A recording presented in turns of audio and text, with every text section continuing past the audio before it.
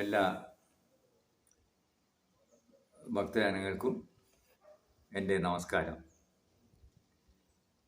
എല്ലാ ഭക്തജനങ്ങളും എന്ന് പറഞ്ഞാൽ എല്ലാ ദൈവവിശ്വാസികളും എന്നാണ് ഇവിടെ അർത്ഥമാക്കുന്നത്. അപ്പോൾ ഏകദേശം എല്ലാവരും ദൈവവിശ്വാസികൾ തന്നെയാണ്. അപ്പോൾ എല്ലാവർക്കും അറിഞ്ഞിരിക്കേണ്ട, എല്ലാ ദൈവവിശ്വാസികളും അറിഞ്ഞിരിക്കേണ്ട ഒരു വസ്തുതയാണ് ഈ സ്വർഗവും നരകവും. ഇന്ന് നമ്മൾ അതിനെ പറ്റിയിട്ടാണ് പറയുന്നത്, സ്വർഗത്തെക്കുറിച്ചിട്ടും നരകത്തെക്കുറിച്ചിട്ടും. അപ്പോൾ എല്ലാവരും, പ്രത്യേകിച്ച് ഭക്തജനങ്ങൾ അല്ലെങ്കിൽ ദൈവവിശ്വാസികൾക്ക് എപ്പോഴും അവരുടെ മനസ്സിലുള്ള ഒരു കാര്യമാണ് സ്വർഗം. ഇപ്പോൾ എങ്ങനെയാണ് സ്വർഗം കിട്ടുക, എങ്ങനെയുള്ള ആൾക്കാണ് നരകം കിട്ടുക എന്നൊരു വിചാരം ചില ആളുകൾക്കെങ്കിലും ഉണ്ടായിരിക്കും. ഇപ്പോൾ നമ്മൾ അതിനെ പറ്റിയിട്ട് കുറച്ച് കാര്യങ്ങൾ നമ്മളിവിടെ സൂചിപ്പിക്കുക. എന്താണ് സ്വർഗം, എന്താണ് നരകം. ഇപ്പോൾ നിങ്ങൾക്ക് എല്ലാവർക്കും ഇഷ്ടം സ്വർഗത്ത് പോകാനാണ്. 90% ദൈവവിശ്വാസികൾക്കും സ്വർഗത്ത് പോകാനാണ് ഇഷ്ടം. ഇപ്പോൾ എങ്ങനെയാണ് സ്വർഗത്ത് പോവുക, നരകം എവിടെയാണ്, ഇപ്പോൾ നരകത്തിൽ ആളുകൾ പോകുന്നുണ്ടോ, ആരെല്ലാമാണ് നരകത്ത് പോവുക എന്നതിനെ പറ്റിയിട്ട് നമുക്കൊന്ന് ആലോചിച്ച് നോക്കാം. എന്താണ് സ്വർഗം, നരകം എന്നാൽ എന്ത്? ഇപ്പം നമുക്കറിയാം, ഈശ്വരൻ സ്വർഗത്തിലാണ് ഉള്ളത്, അതായത് ആകാശത്ത്. എല്ലാവർക്കും അറിയാം ഈശ്വരൻ ആകാശത്താണ് ഉള്ളത്.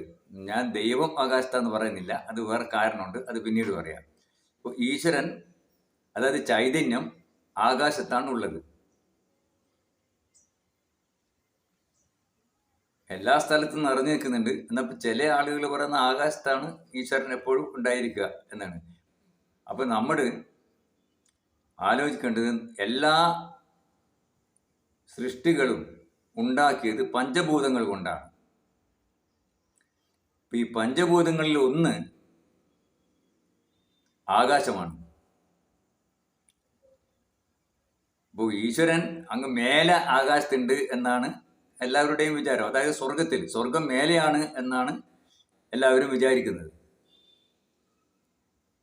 അതുകൊണ്ടാണ് ഇങ്ങനെ പഞ്ചഭൂതങ്ങളാൽ നിർമ്മിക്കപ്പെട്ട ആളുകൾ, അവരിൽ ഭൂമി, അഗ്നി, ജലം, ആകാശം, പിന്നെ വായു, ഇതാണ് പഞ്ചഭൂതങ്ങൾ. അതിൽ ആകാശവും ഉണ്ട് നമ്മുടെ ശരീരത്തിൽ. അപ്പോൾ ഈശ്വരന്റെ ചൈതന്യം ആകാശത്തിൽ നിറഞ്ഞു നിൽക്കുന്നത് കൊണ്ട് നമ്മളുടെ ശരീരത്തിലും ഈ ആകാശം ഉണ്ട്. അതുകൊണ്ട് നമുക്ക് എളുപ്പത്തിൽ സ്വർഗത്തിലേക്ക് എത്താം. കാരണം ഈശ്വരൻ ആകാശത്തിലാണല്ലോ ഉള്ളത്. ഇപ്പം നമുക്ക് ഈശ്വരനെ വിചാരിച്ചാൽ മതി. നമ്മളുടെ ബോധ മനസ്സ് ഈ നമ്മുടെ മനസ്സിൽ ഈശ്വരനിൽ തന്നെ, മനസ്സിലുള്ള ഈശ്വരനിൽ തന്നെ നമ്മൾ ശ്രദ്ധിച്ചിട്ട് അതിലേക്ക് ചേരുമ്പോൾ നമ്മൾ ഈശ്വരനിലേക്ക് എത്തും. അങ്ങനെ ഈശ്വരനിലേക്ക് എത്തുക, അതായത് സ്വർഗത്തിലേക്ക് എത്തുക. മരിച്ചിട്ടല്ല. മരിക്കൽ ആരും മരിക്കും, പക്ഷെ മരിച്ചാലും സ്വർഗത്തിലെത്തണമെന്നില്ല. ഇപ്പം നമ്മൾ ജീവിച്ചിരിക്കുമ്പോൾ തന്നെ സ്വർഗത്തിലെത്തണം. അതിൻ്റെ ഒരു വഴിയാണ് ഞാനിവിടെ പറഞ്ഞത്. അതായത് നമ്മളുടെ മനസ്സിലുള്ള, അതായത് നമ്മളെ സഹസ്രാര പത്മത്തിലുള്ള ആകാശത്ത് നമ്മൾ സദാ ശ്രദ്ധിച്ചുകൊണ്ട് ഇരിക്കുമ്പോൾ ഈ ആകാശത്തിലുള്ള, അതായത് നമ്മൾ സൃഷ്ടിയിലുള്ള പഞ്ചഭൂതങ്ങളിലൊന്നായ ആകാശത്തിലുള്ള ആ ശക്തിയുമായിട്ട് നമ്മളുടെ ബോധ മനസ്സ് ചേരുമ്പോൾ നമ്മൾ ആകാശത്തെ അത് സ്വർഗത്തിലേക്ക് എത്തും. അങ്ങനെയാണ് സ്വർഗത്തിലേക്ക് എത്തുക. അല്ലാതെ മരിച്ചിട്ടല്ല. മരിച്ച എല്ലാവരും വേറെ ആകാശത്തിനെ എത്തുക, പക്ഷെ നമുക്ക് എത്തിയതായിട്ട് നമുക്ക് അറിയാൻ കഴിയില്ല. ഇങ്ങനെയാകുമ്പോൾ ഏകാഗ്രതയോടുകൂടിയിട്ട് നമ്മൾ ജീവിക്കുമ്പോൾ നമുക്ക് സ്വർഗത്തിൽ എത്തിയതായിട്ട് നമുക്ക് തോന്നും, എത്തുകയും ചെയ്യും. മരിച്ചതായിട്ടാകുമ്പോൾ നമ്മൾ അബോധാവസ്ഥയിലാണ് ആകാശത്തിന് ഒന്നും അറിയില്ല. അതുപോലെ തന്നെ നരകത്തിലേക്ക് എങ്ങനെ എത്തും? നരകത്തിലേക്ക് എത്തുന്ന ആളുകൾ നമ്മൾ ശ്രദ്ധിച്ചാൽ മനസ്സിലാവും. അവരെ ഏകാഗ്രത ഉണ്ടാവില്ല. അവരുടെ ശ്രദ്ധ നമ്മളുടെ ചുറ്റുമുള്ള എല്ലാ വസ്തുക്കളിലും അവർ ശ്രദ്ധിക്കുകയും എല്ലാ പ്രശ്നങ്ങളിലൂടെയും കളവ്, ചതി, കൊലപാതകം, വഞ്ചന എന്ന് വേണ്ട എല്ലാ പ്രശ്നങ്ങളും അവിടെ തലയെ കാച്ചി അവർക്കൊരിക്കലും ഈ ആകാശത്തിലുള്ള സ്വർഗത്തിലേക്ക് എത്താൻ കഴിയില്ല. എന്നാലും ഭക്തന്മാരായിരിക്കും. ഇങ്ങനെയുള്ള ആൾ നല്ല ഭക്തന്മാരും ആയിരിക്കും ചിലപ്പോൾ. പക്ഷെ അവർക്ക് നേർവഴി കിട്ടാത്തതുകൊണ്ട് അവരുടെ ജീവിതം നരകത്തിൽ തന്നെ ആയിരിക്കും. അതിന് അടുത്ത ഒരു ജന്മം ഉണ്ടെങ്കിൽ അവർ ഈ ചിന്തയോട് കൂടിയിട്ടാണ് ജനിക്കുക. അവർ നരകത്തിൽ തന്നെ ആയിരിക്കും ഉണ്ടായിരിക്കുക. ഇപ്പം നമ്മളിപ്പോൾ സ്വർഗത്തിൽ ആണ് എത്തേണ്ടതെങ്കിൽ നമ്മളുടെ ചുറ്റുപാടുമുള്ള എല്ലാ പ്രശ്നങ്ങളിൽ നിന്നും വിട്ട് നമ്മൾ പൂർണ്ണമായിട്ടും ശ്രദ്ധ നമ്മുടെ തലച്ചോറിൽ തന്നെ കൊടുക്കണം.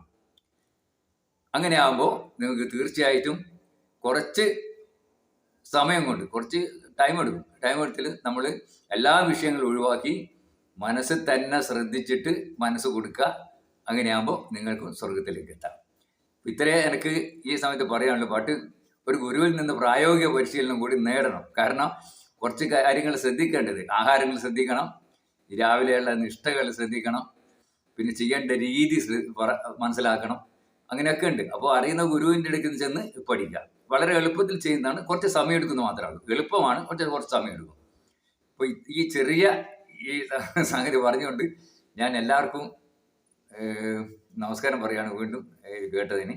പിന്നെ ഈ സീക്രട്ട് എല്ലാവർക്കും എത്തിക്കണം.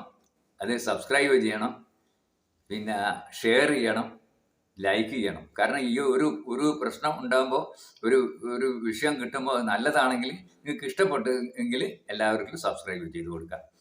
വീണ്ടും ഒരു വിഷയമായിട്ട് പിന്നീട് വരാം. നന്ദി, നമസ്കാരം. പിന്നെ കൂടുതൽ സംശയമുള്ള ആൾക്കാർക്ക് എന്നോട് എഴുതി ചോദിക്കാം. അതിനുള്ള അവസരം കൂടി തരുന്നുണ്ട് കേട്ടോ. നന്ദി, നമസ്കാരം.